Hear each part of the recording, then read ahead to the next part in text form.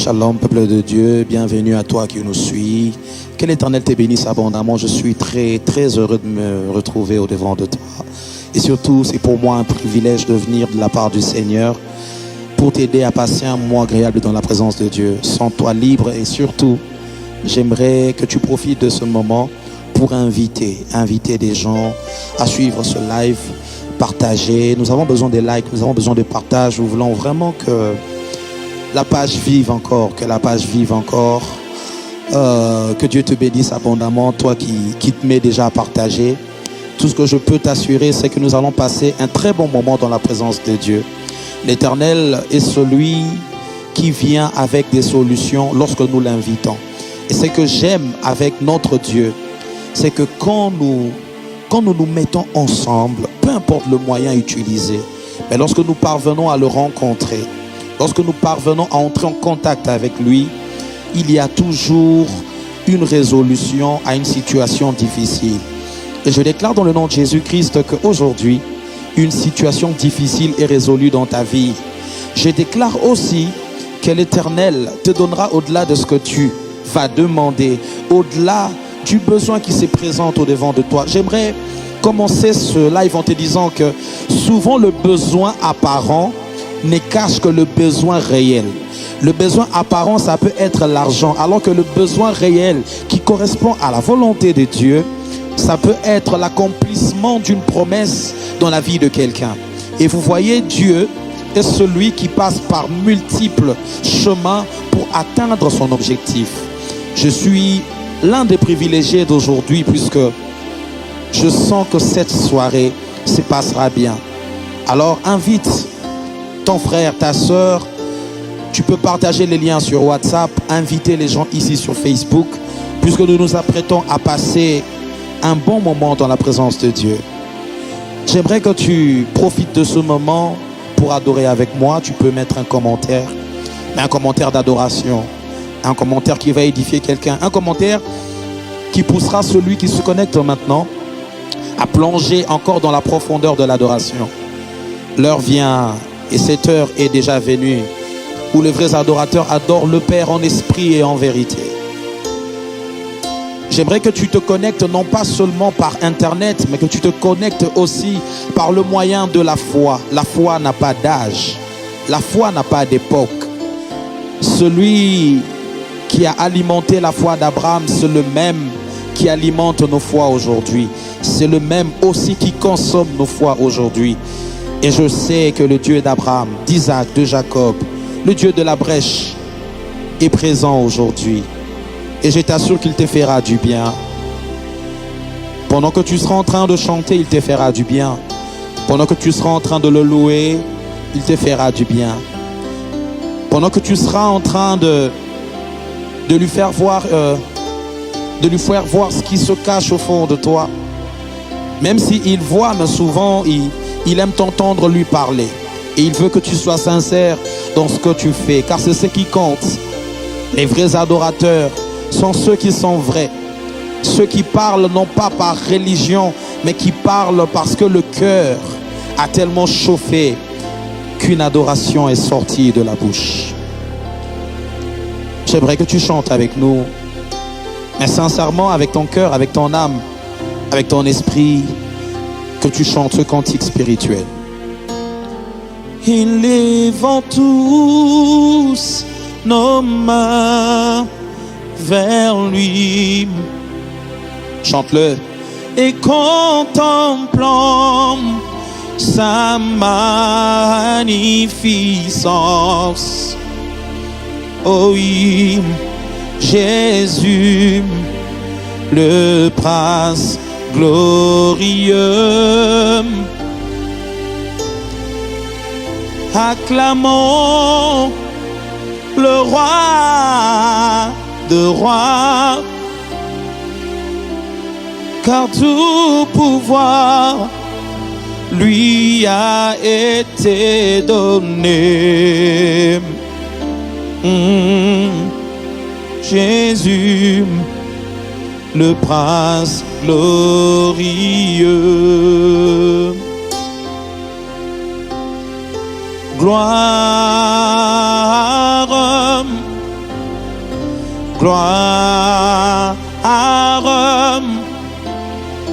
Gloire à l'agneau.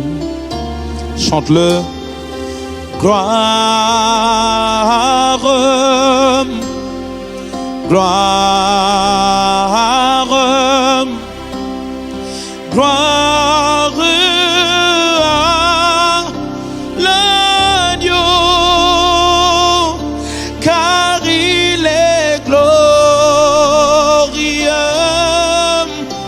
et digne de régner. L'agneau est souverain.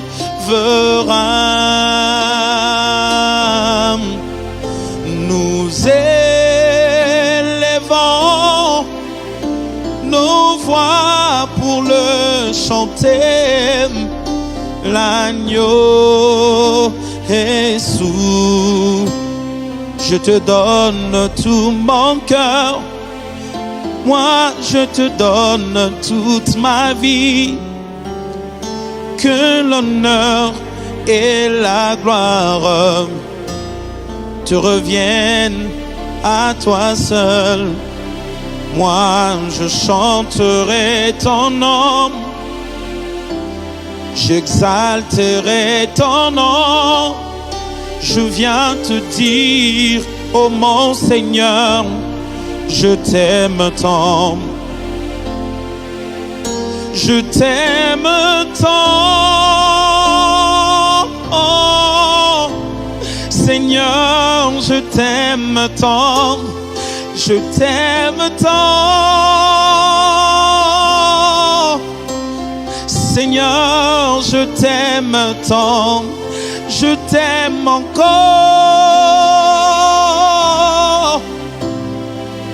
Papa, je t'aime encore. Je t'aime encore. Seigneur, je t'aime tant.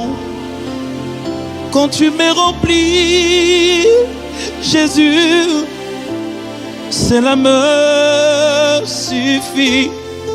Conduis-moi près de toi, partageant ta vie. Balukanga na molili, bamona ngaite, bazali frappé d'aveuglement. Molimo mosantu, arapela kangai, bilaka nangai, pona lembate. Na abandona teo, poyo zalaki nangai. Nzambe oyo, Nzambe oyo, tutine mosika. Nzambe oyo, Nzambe oyo, tutine mosika.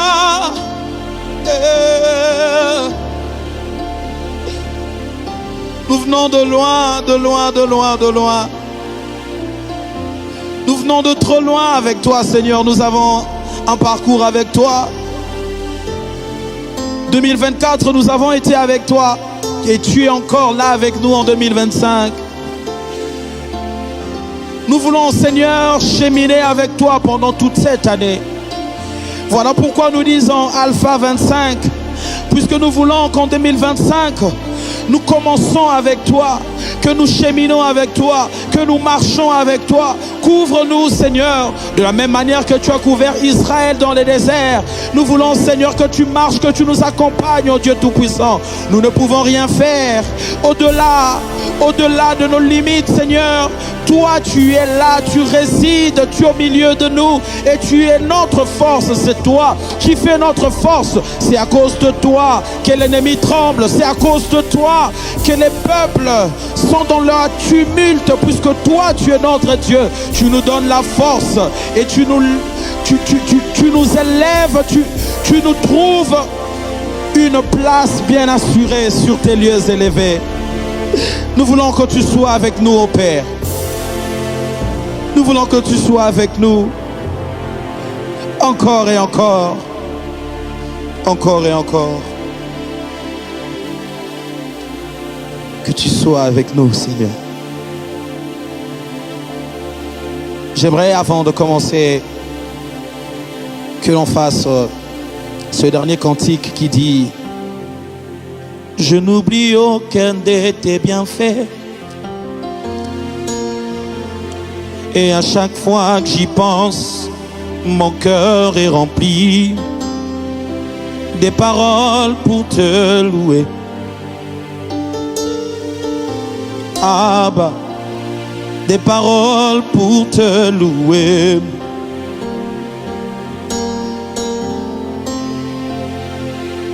Je n'oublie aucun de tes bienfaits. Et à chaque fois que j'y pense, mon cœur est rempli des paroles pour te louer. Mon roi, des paroles pour te louer.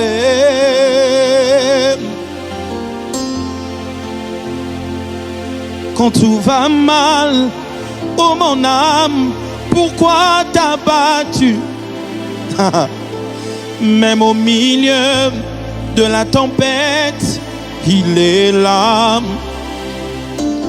Quand tout va mal, oh mon âme, pourquoi t'as battu? Hey. Même au milieu de la tempête, il est là. Moi je le louerai encore. Moi je le louerai encore. Oh mon âme,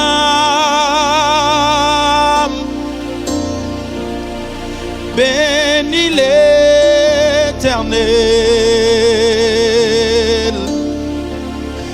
Oh mon âme,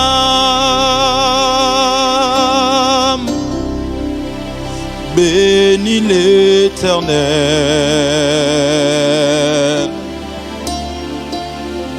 Oh mon âme,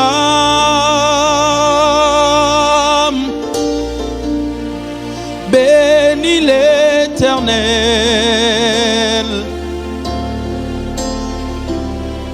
Oh mon âme,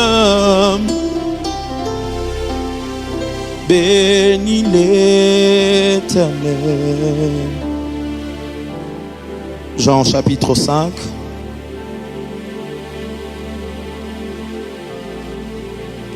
Après cela, il y eut une fête des Juifs et Jésus monta à Jérusalem.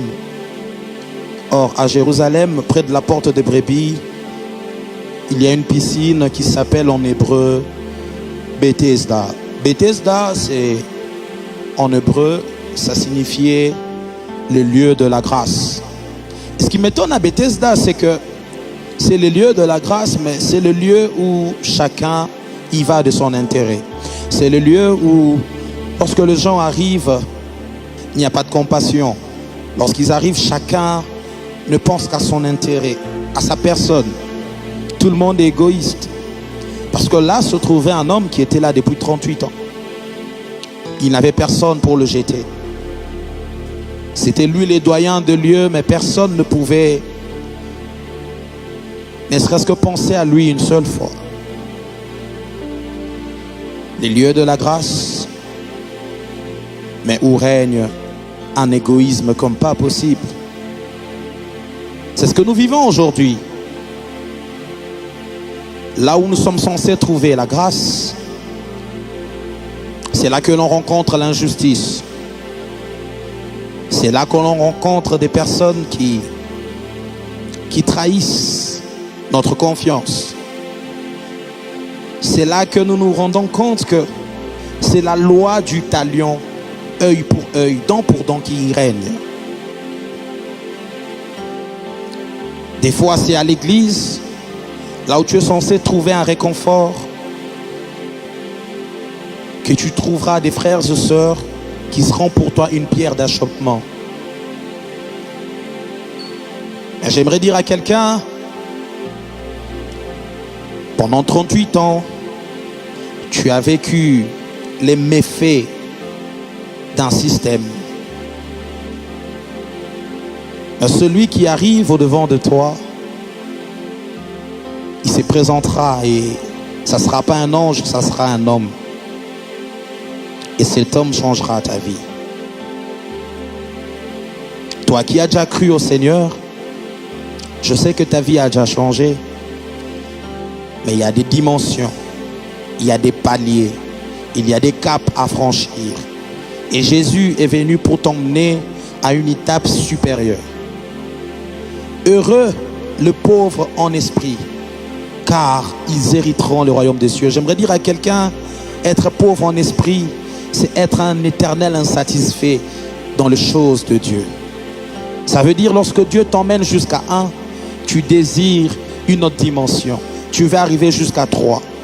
Et lorsqu'il t'emmène jusqu'à 3, tu désires encore une dimension supérieure.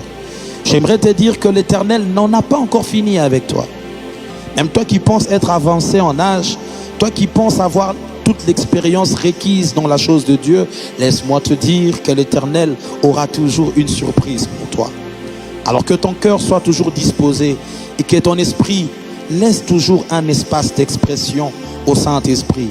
Car l'Éternel trouvera toujours un moyen de passer par toi, afin que tu sois toi-même étonné de ce qu'il fera par toi. Que l'Éternel te bénisse. Or, à Jérusalem, près de la porte de Brebis, il y a une piscine qui s'appelle en hébreu Bethesda et qui a 5 portiques. Et sous ces portiques étaient couchés un grand nombre de malades, des aveugles, de boiteux, de paralytiques qui attendaient le mouvement de l'eau. Car un ange descendait de temps en temps dans la piscine et agitait l'eau. Et celui qui descendait le premier, après que l'eau avait été agitée, était guéri, quelle que fût sa maladie. Là s'est trouvé un homme malade depuis 38 ans. Jésus, l'ayant vu couché et sachant qu'il était malade depuis longtemps, lui dit: veux-tu être guéri? Le malade lui répondit: Seigneur, je n'ai personne pour me jeter dans la piscine quand l'eau est agitée. Et pendant que j'y vais, un autre descend avant moi. Lève-toi, lui dit Jésus, prends ton lit et marche. Aussitôt cet homme fut guéri, il prit son lit et marcha. Verset 10, c'était un jour de sabbat. Les Juifs dirent donc à celui qui avait été guéri: c'est le sabbat, il n'était pas permis d'emporter ton lit. J'aimerais dire à quelqu'un, le problème c'était pas le lit qu'il emportait. Le problème c'était le miracle qu'il avait reçu.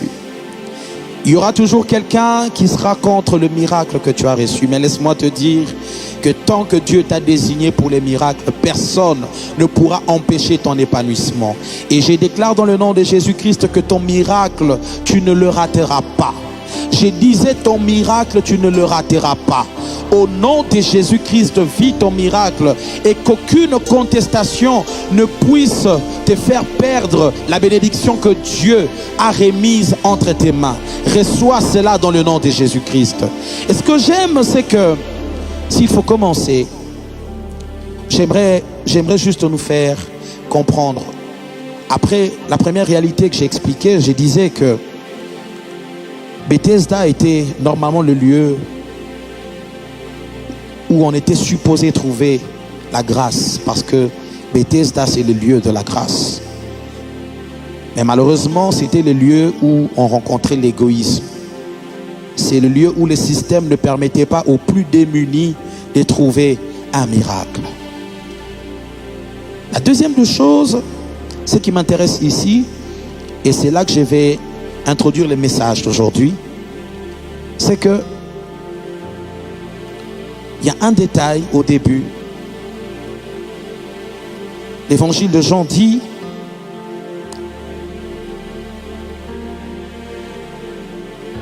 or à Jérusalem, près de la porte des brebis, il y a une piscine qui s'appelle en hébreu Bethesda. Vous savez, Jésus entrait dans Jérusalem. Il passe par la porte de brebis pour guérir quelqu'un.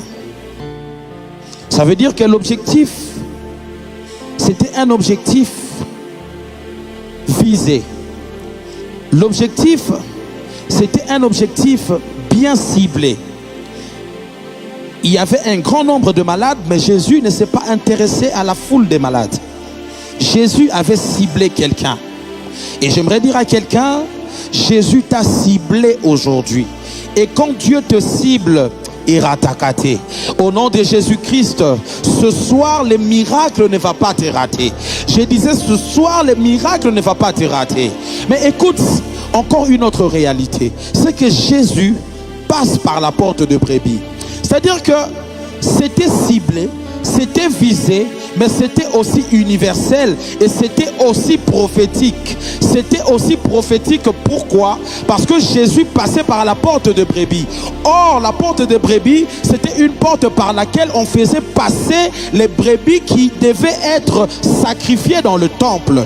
Or, pendant que Jésus allait pour guérir cet homme, Jésus était en train de préfigurer ce qu'il allait arriver à Golgotha, dans la même ville de Jérusalem. Comme Jésus était l'agneau de Dieu, Jésus est passé par la porte de brebis et cet agneau de Dieu est arrivé pour délivrer celui qui était captif depuis longtemps. Oh, j'aimerais relater une vérité que beaucoup ignorent. Vous savez, même dans les petits miracles, même dans les miracles ciblés, il y a toujours des objectifs universels. J'aimerais dire à quelqu'un, les petits miracles font partie du grand plan de Dieu. Lorsque Dieu te donne à manger, ce n'est pas seulement pour que tu ne meurs pas de faim, mais c'est peut-être parce que au travers de toi, il y a quelqu'un qui deviendra grand demain et qui va changer les choses dans sa génération. Et toi, tu dois être vivant pour bien encadrer cette personne. Dans les petits objectifs, Dieu a un grand plan. Et j'aimerais te dire, aujourd'hui, nous commençons cette année, mais nous commençons cette année tout en suivant, en poursuivant les objectifs et le plan de Dieu. Aujourd'hui, je vais te parler du plan de Dieu. Le plan de Dieu précède l'action de Dieu. Le plan de Dieu précède l'action de Dieu. Les actions de Dieu peuvent être incomprises, mais le plan de Dieu, c'est Dieu lui-même qui connaît. Et quand Dieu connaît les plans, il sait par où commencer, il sait par où terminer. L'homme charnel, lorsqu'il se lève, il entend Jésus parler, il dit: détruisez ce temple et je le reconstruirai en 3 jours. L'homme charnel se limite à la destruction. Alors que dans le plan, après la destruction, il y a la reconstruction. Oh, laisse-moi te dire, la reconstruction a commencé dans ta vie. Parce que le plan de Dieu l'a prévu. Le plan de Dieu a prévu qu'il y ait une reconstruction dans ta vie. Au nom de Jésus-Christ, vis la restauration de Dieu pendant cette année 2025. Tout de toi sera restauré. Tes finances seront restaurées. Ton travail sera restauré dans le nom de Jésus-Christ. Jésus était en train de faire une œuvre spirituelle, mais en ayant ciblé personnellement une personne qui avait vécu pendant 38 ans dans le malheur, dans la honte, dans l'ignominie. Jésus, selon le plan que Dieu se fixait dans la vie du diable, c'est qu'il ne retrouvera plus sa place dans les cieux. Et le plan de Dieu, personne ne peut y échapper.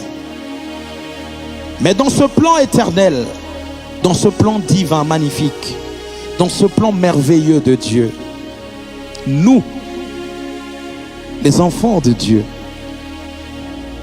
nous avons une place de choix. L'Éternel a planifié notre bonheur. 2025 sera une année de bonheur pour quelqu'un. Je ne dis pas ce que j'ai envie de dire, mais je dis ce que je ressens. 2025 sera une année de bonheur pour quelqu'un. Parce que l'Éternel l'a planifié. Il a choisi de te faire du bien et rien ni personne ne pourra l'en empêcher. Au nom de Jésus-Christ, je le déclare encore. Vis le miracle de Dieu. Et cette fois-ci, ça ne ratera pas.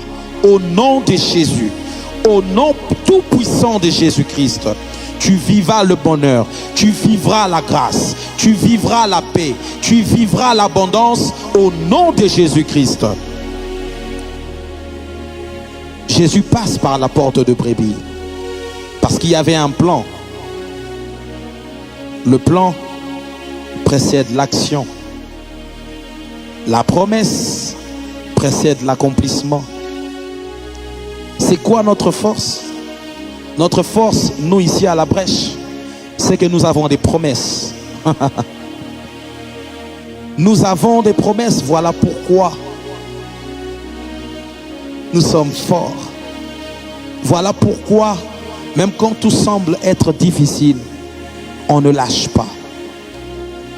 Le plan de Dieu, la promesse de Dieu, la prophétie de Dieu vient dans ta vie pour conditionner ton attitude. Ce que j'aime avec ce monsieur, il est arrivé pendant 38 ans. Il était là, mais il n'a pas bougé. Nous avons toujours souvent cette vilaine habitude de parler de ce qui ne va pas. Mais il y a aussi des choses positives lorsque nous voyons, lorsque nous étudions cet homme. C'est que cet homme est resté là. Il a attendu son miracle pendant 38 ans. Pourquoi? Parce qu'il y avait une promesse sur sa vie. Jésus est venu vers lui. Il a laissé les autres parce qu'il y avait une promesse sur sa vie. Lorsque tu as une promesse sur ta vie, tu n'as pas le droit d'abandonner. J'aimerais choquer quelqu'un. Même la mort ne peut pas arrêter la promesse de Dieu dans ta vie. Est-ce que tu sais? Même la mort n'a pas le pouvoir d'arrêter la promesse de Dieu sur ta vie. Parce que nous avons un Dieu qui est capable d'accomplir ses promesses même après la mort. Oh, je suis en train de voir Jésus sur la montagne de transfiguration. Je vois Élie et Moïse à ses côtés. Mais je pose la question à Dieu, que vient faire Moïse? Que vient faire Élie? Et Dieu me répond, il dit, si Moïse est venu, c'est parce que je lui avais promis qu'il verrait ma face. Oh, j'aimerais dire à quelqu'un, même la mort n'est pas un frein par rapport aux promesses de Dieu. Tôt ou tard, tu finiras par voir l'accomplissement des choses qui ont été dites sur ta vie. Et je déclare cela dans le nom de Jésus-Christ. En 2025, tu vivras tout ce qui avait été prévu par Dieu. Parce qu'il y a des choses qui sont prévues en fonction de la saison. Lorsque la saison change, lorsque la saison spirituelle change, Dieu accomplit une nouvelle chose.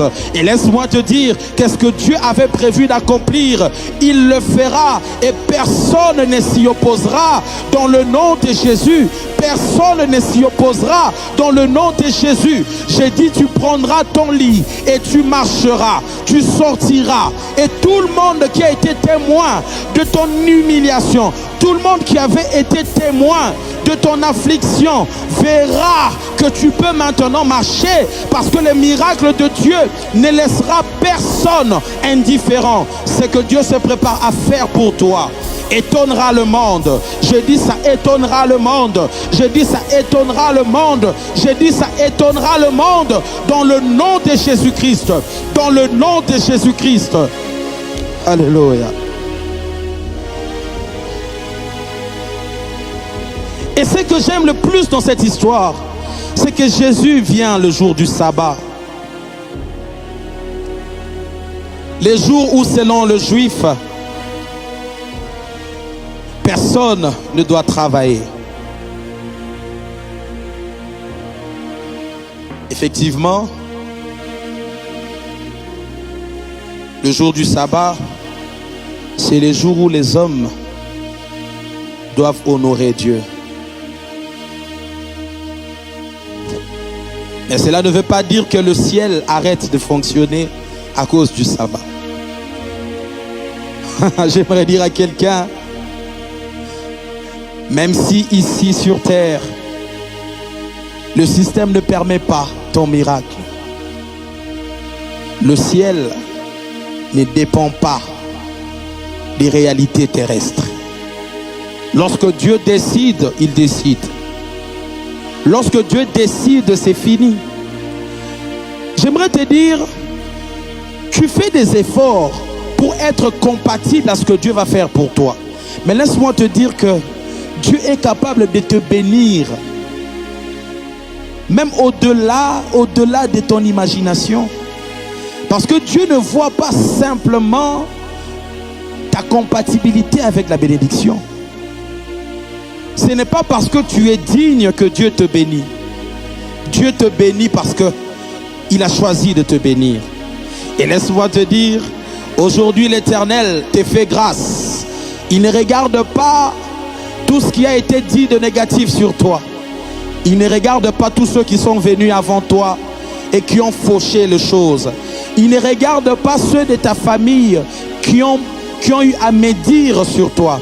Mais lorsque Dieu te bénit, lorsque Dieu choisit de te faire un miracle, il le fait parce qu'il a décidé de le faire. Et laisse-moi te dire qu'aujourd'hui, Dieu a décidé de te visiter. Dieu a décidé que ton lit ne restera pas à Bethesda. Tu prendras ton lit et tu partiras vers un autre lieu, un lieu de gloire, un lieu de bénédiction. Et ta vie deviendra un témoignage. Ta vie deviendra un témoignage. Au nom de Jésus-Christ, je disais, ta vie devient un témoignage. Si tu as la foi, que ta vie devienne un témoignage au nom de Jésus-Christ. Que ta vie inspire le changement aux autres. Que ta vie impacte positivement tous ceux qui t'observeront au nom de Jésus-Christ. Que le sabbat n'arrête pas ton miracle. Je dis même quand c'est interdit, que ça ne soit pas interdit pour toi. Même quand c'est interdit, mais que pour toi ça soit possible, mais que pour toi ça soit permis. Je dis même dans la prison, que l'Éternel te fasse sortir, que l'Éternel fasse tomber les chaînes entre tes mains et que tu voies le chemin tout ouvert devant toi, un chemin tout tracé devant toi. J'ai dit, tu vivras ces choses si et seulement si tu as foi en Dieu. Parce qu'un plan a été fait en ta faveur. Et rien ne pourra t'empêcher d'entrer en possession de ta bénédiction.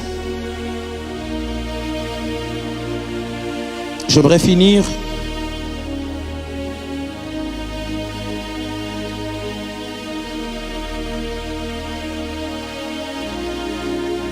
mais avant de terminer, j'aimerais parler d'une dernière chose.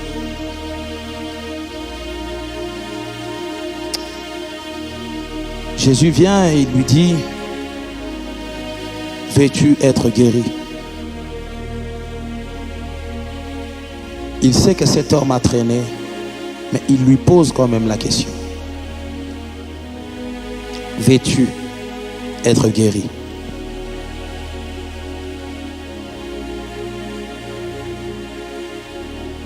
C'est une question qui n'est pas censée se poser à Bethesda. Parce que tout le monde qui se trouve à Bethesda est là à cause d'un problème. Mais Christ lui demande, veux-tu être guéri?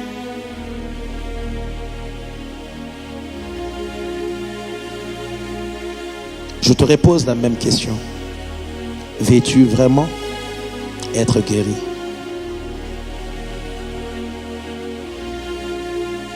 Veux-tu vraiment être prospère? Je ne sais pas, mais veux-tu vraiment réussir devant cette épreuve? Veux-tu vraiment être celui qui va exceller dans ta famille? Veux-tu vraiment faire cette chose qui semble être impossible pour les gens qui viennent du milieu dans lequel tu es sorti? Veux-tu vraiment faire cet exploit?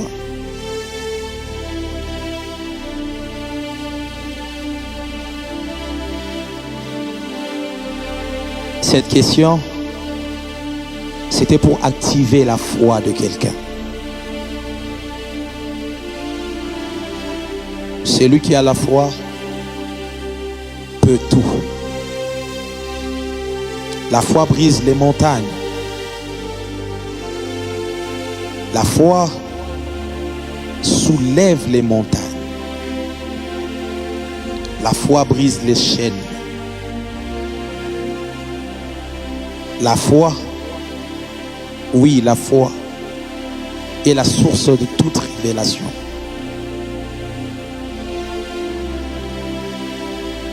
La foi te pousse au sacrifice.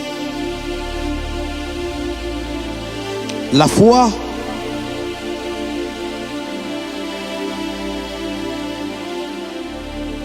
te pousse à donner le seul fils que tu as en sacrifice parce que tu crois que Dieu est capable de le ressusciter. La foi n'a pas de limite. La foi, ce n'est pas demain. La foi, c'est aujourd'hui et maintenant. La foi ne repousse pas les choses à demain. La foi, c'est ressentir une chose, même quand on ne l'a pas encore touchée entre ses mains.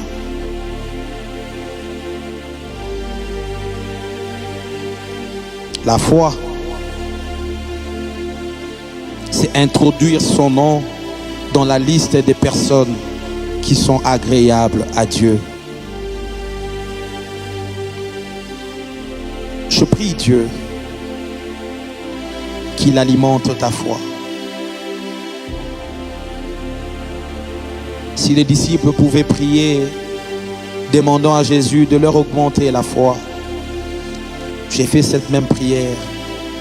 Ô Père, augmente la foi. Augmente le volume de la foi de tes enfants. Seigneur, nous voulons être capables de croire, puisque le monde a tout fait pour combattre la foi. Le monde nous a introduits dans un système où nous pensons que seules les lois de la nature peuvent avoir un impact sur nous. Cependant, toi, tu as établi ces lois et toi, tu as fixé les choses de manière à ce que la foi torde même le sens de toutes les lois naturelles. La loi est bizarre, mais la foi est capable de changer les choses. La loi peut interdire l'accès, mais la foi est capable de briser la barrière qui t'imposait un système, une loi. Oh oui, j'aimerais te dire, la foi est capable de te faire entrer dans ce palais malgré la loi. La foi est capable de tourner la loi en ta faveur. La foi est capable de changer les choses dans ta vie. La foi est capable de faire en sorte qu'une maladie incurable parte de ton corps au nom de Jésus-Christ. Au nom tout-puissant de Jésus, vis les miracles de Dieu, vis la guérison de Dieu, vis la restauration dans ton corps, dans ton âme, au nom de Jésus-Christ. Que l'Éternel t'emmène à croire que la chose qui est impossible, qui semble être impossible, devienne possible. Que maintenant, les yeux de ta foi s'ouvrent et que tu te voies déjà en train de prendre ton lit, même après 38 ans, même après 38 ans de souffrance, même après 38 ans d'échec, que tu crois au fond de toi que tu es capable de te lever et de réussir enfin. J'ai dit, tu réussiras enfin, tu marcheras enfin, tu entreras enfin, tu monteras enfin. Et celui qui t'attend au-dessus, c'est ton Dieu. Et il va te dire, j'ai attendu longtemps. Je voulais que tu atteignes cette maturité. Je voulais que tu atteignes ce niveau de foi. J'ai dit, crois par la foi que c'est possible. Et je vais t'assurer que c'est possible. C'est possible que ça change. C'est possible que ça marche. C'est possible que ça marche. Ils ont tout fait pour te faire croire que c'était impossible. Mais aujourd'hui, ton Dieu est venu pour te dire que c'est possible. Et j'ai dit que tu toucheras. J'ai dit que tu vaincras. J'ai dit que tu monteras. J'ai dit que tu seras honoré. J'ai dit que tu seras guéri. Tu es guéri au nom de Jésus. Vis la main de Dieu. Vis la main de Dieu. Vis la main de Dieu. Que les anges de Dieu entrent en action et que tout ce qui était impossible devienne possible dans ta vie. Au nom de Jésus. Au nom de Jésus. Au nom de Jésus.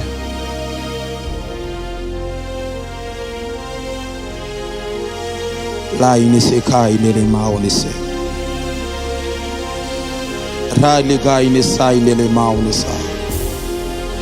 Pour ces mains, il est les gars.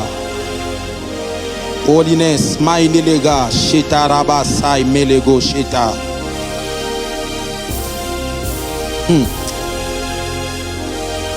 Alléluia. Alléluia.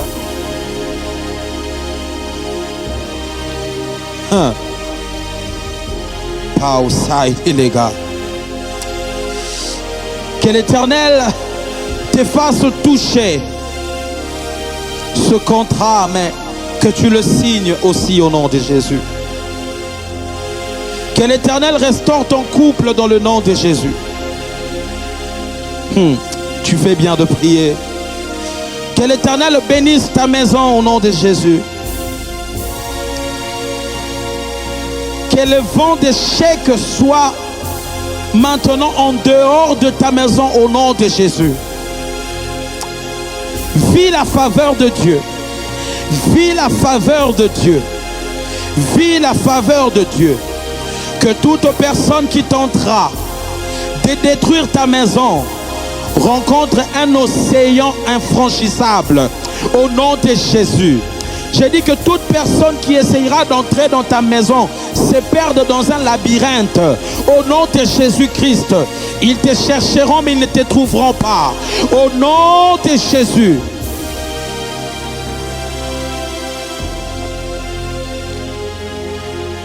Tu es béni. Tu es béni le matin. Tu es béni à midi. Tu es béni le soir. Tu es béni la nuit. Dans tout ce que tu feras, la bénédiction te poursuivra. Cette année est une année de grandes bénédictions pour toi. Que Dieu bénisse le fruit de tes entrailles. Que tes enfants soient bénis. Que tout ce qui sortira de toi soit béni. Que tes œuvres sourira au nom de Jésus. Que l'onction de ce soir te localise.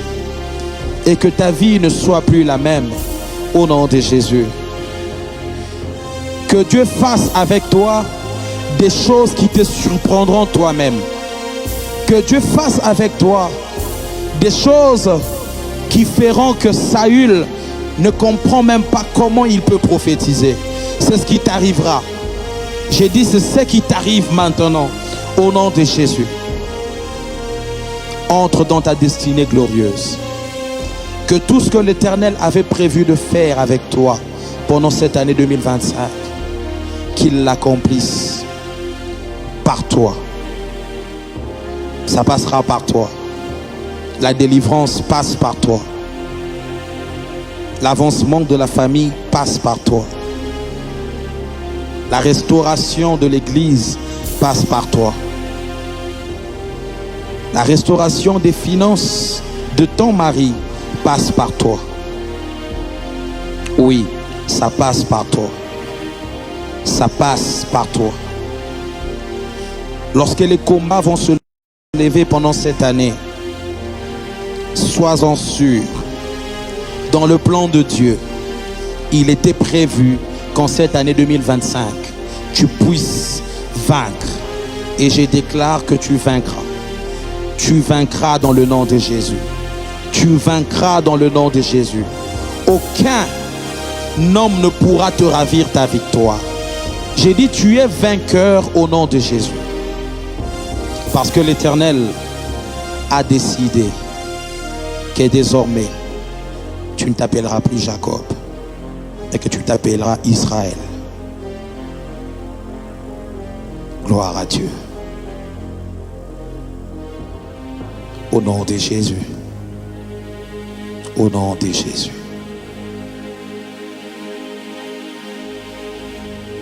Du lever du soleil jusqu'à son coucher, que son nom soit sanctifié.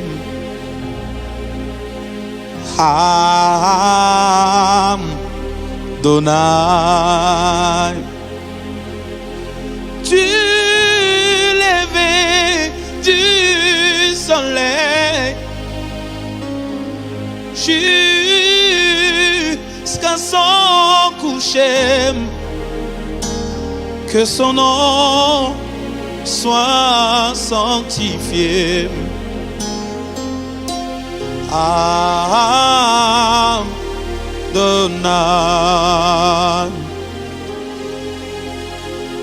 Merci Seigneur.